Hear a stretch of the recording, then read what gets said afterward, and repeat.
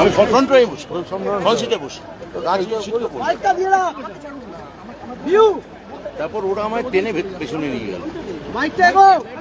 আপনারা দেখুন, এইভাবে যদি মন্ত্রী বসে, মাননীয় মন্ত্রী বসে গাড়ির কাঁচের উপর হামলা হয়, এটা তো একেবারে আহত করার মতো, শারীরিকভাবে আহত করার মতো টার্গেট করে করেছে এই অসভ্যগুলো।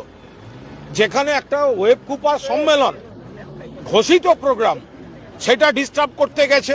মাননীয় মন্ত্রী তখনও বলেছেন আমি কথা বলবো, তারপরেও আমাদের অধ্যাপকদের মারধর করা হয়েছে। আর এটা কোন, এরা কি চায়? এই বামেরা তো লন্ডভন্ড করেছে 34টা বছর ধরে, তারপরে আজকে এই ঘটনা, পুরো কাঁচের এই অবস্থা, আর সামনে সিটে বসে মাননীয় মন্ত্রী। এটা আমি মাননীয় মন্ত্রীকে ধন্যবাদ দেব, অভিনন্দন জানাবো যে তিনি সমস্তটা সংযম দেখিয়েছেন, অভিভাবকের মতো কাজ করেছেন, এবং আমাদের টিম কোনো রকম প্ররোচনায় পা দেয়নি। কিন্তু তৃণমূলের সৌজন্যকে যেন এরা কোনো মতে তৃণমূলের দুর্বলতা না ভাবে। মন্ত্রী গাড়িতে বসে এই কাঁচ এইভাবে ভাঙা হয়েছে, যে কোনো বড় ইনসিডেন্ট হয়ে যেতে পারত। আর সেটা করার জন্য পরিকল্পনা করে, এ তো ছবি বেরোচ্ছে, সব এক এক করে তো ছবি বেরোচ্ছে, এদের চিহ্নিত করা হোক।